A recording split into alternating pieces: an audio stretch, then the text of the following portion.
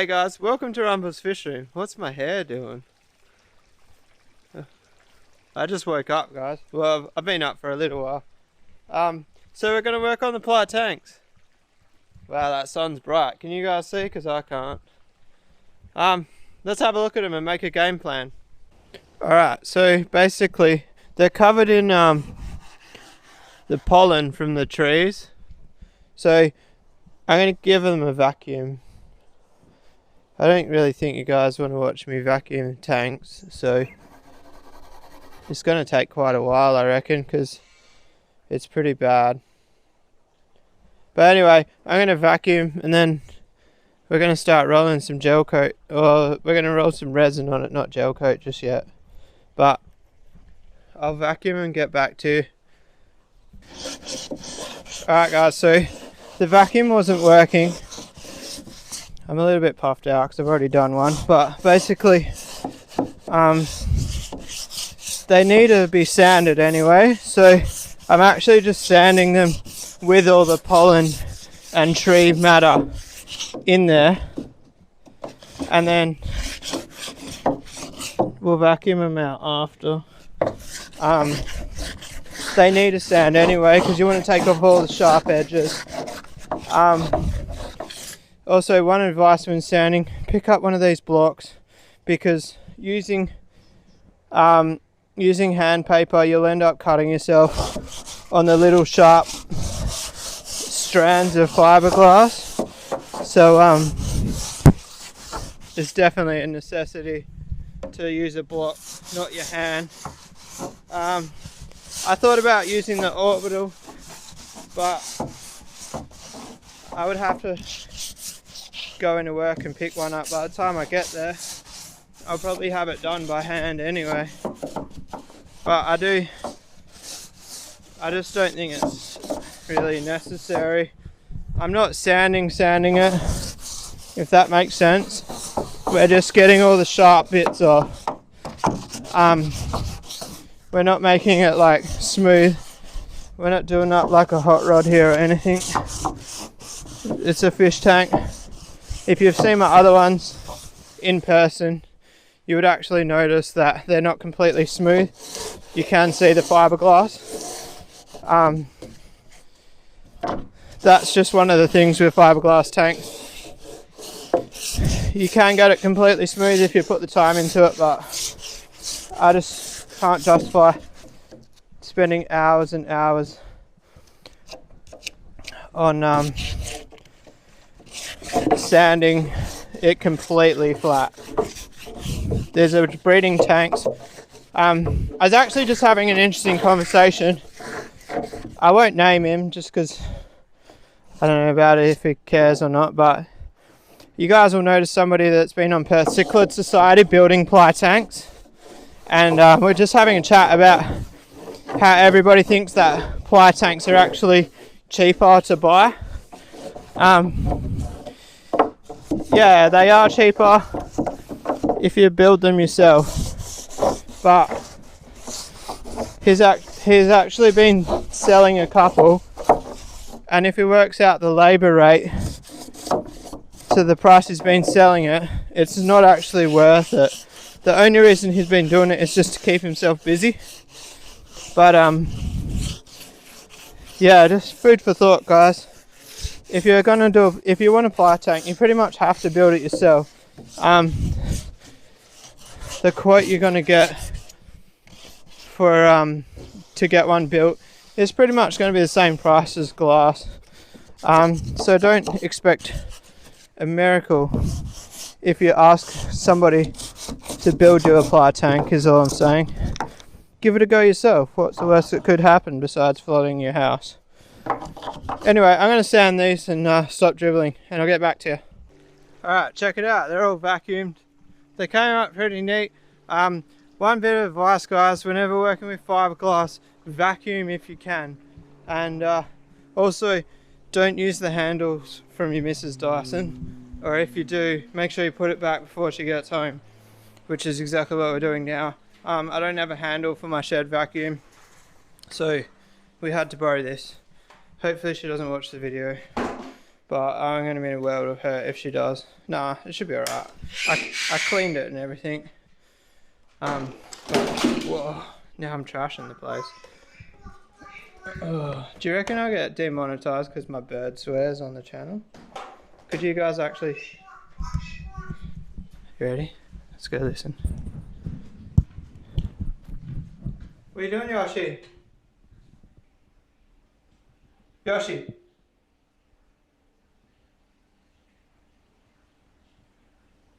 Ah, typical. He's not going to talk. For those of you who haven't seen the bird, I guess I'll show you. He's actually locked in his cage at the moment because he chewed up one of my missus' plants, so he's in the timeout room. But anyway, let's get stuck into these tanks. Yeah, like I already said just before, make sure you vacuum, not blow. You can blow if you decide that you want to get ridiculously itchy, but I strongly recommend against it. And also, I was wearing one of my favourite Hermitude jumpers. You can't really see. So I didn't want to wreck my jumper, so vacuuming was definitely a better option. I guess there's nothing left to do besides start rolling. So I guess right now we're going into a hyperlapse.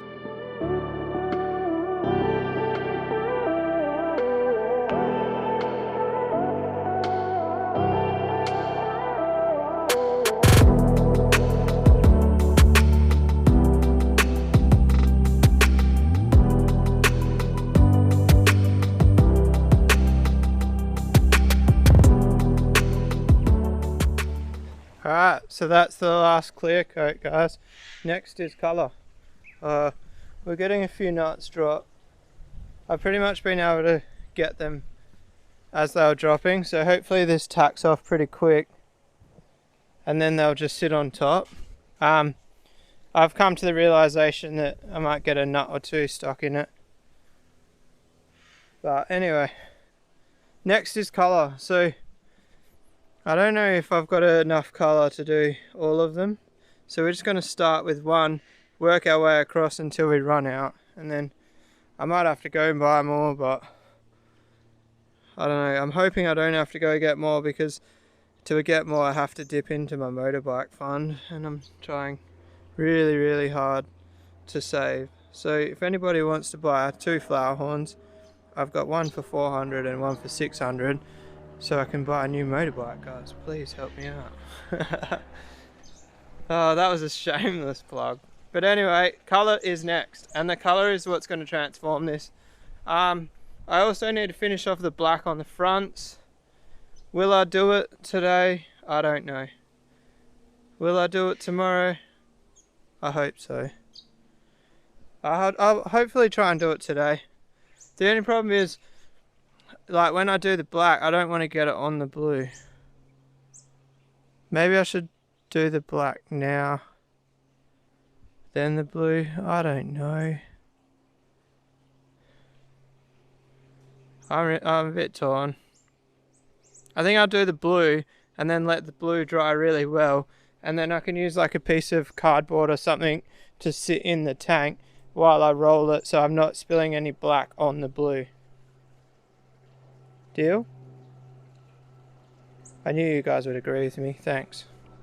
Alright guys, so it's early afternoon. That sun is actually out of control. As you can see, I can't even open my eyes looking that way. So I've left this for like 2 hours. It's become quite sticky, but the temperature's only like maybe 20 degrees Celsius.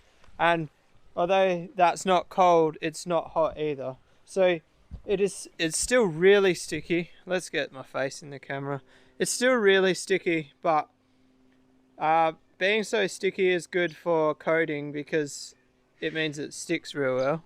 I've always been told with gel coat, you always want to do it before it goes completely hard.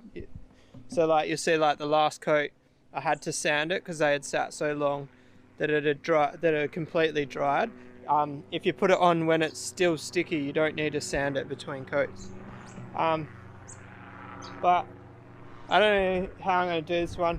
I probably won't do a hyperlapse. Let's set the camera up in real time, but just for one tank, and I won't be able to talk while doing it because I'll be wearing the respirator.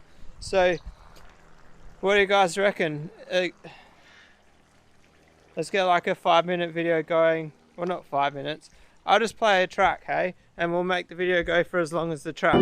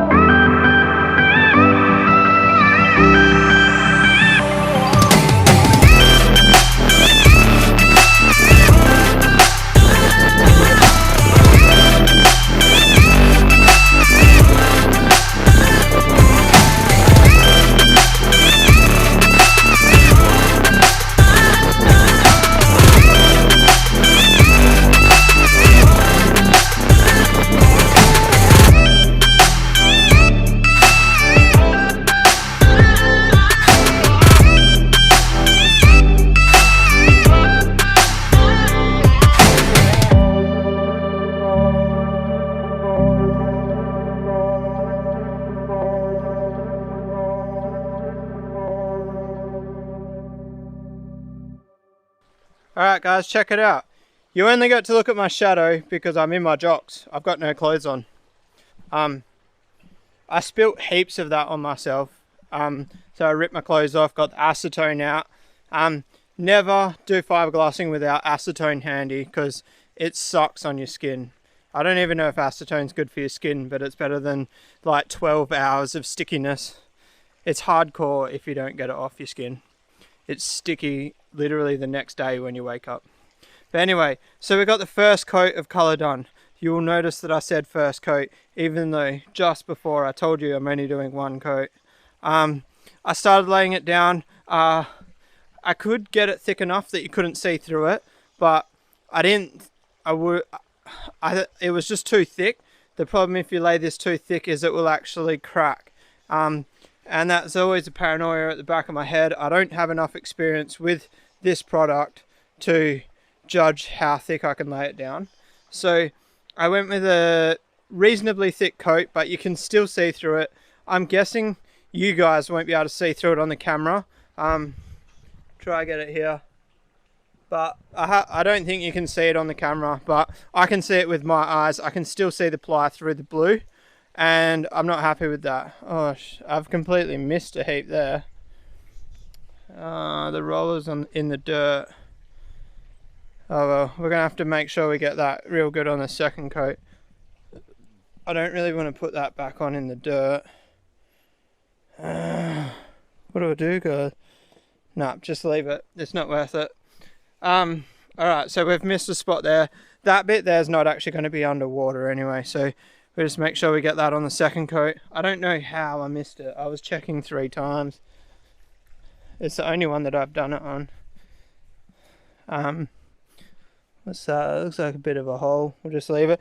I'm really happy in the fact that there's no pinholes in it. The ones in the shed had pinholes. It was one of my first time fiberglassing, and I had to actually do like 5 gel coats just to fill the pinholes. I really learnt that the hard way, and since doing that I did the pond, and I've done like other stuff. Actually no, I think the only thing I've done since that is the pond. And I spoke to the guy at the shop when I did the pond and actually asked him, and he told me to roll everything like at least twice. So you go over it with a metal roller, and then you go back over it at least twice everywhere. Even if you can't see visible bubbles, when you roll the fibers, you roll it twice at minimum.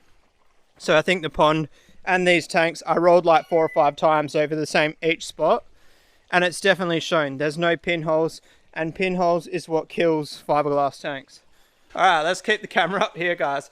Should I put clothes on? Nah, let's do the outro without clothes on. But anyway, so the problem with doing 2 coats is I don't have enough resin, which isn't a big deal. I can get some, but I can't get it till Monday. So I think my move forward from here is I need to get these tanks out of the sun and under the patio as soon as my missus gets home. We don't want these, we want this, I can't pick up gel coat until Monday. I don't want this blue to tack off completely, go hard, before I can get more on Monday. So now we're on a time crunch, guys.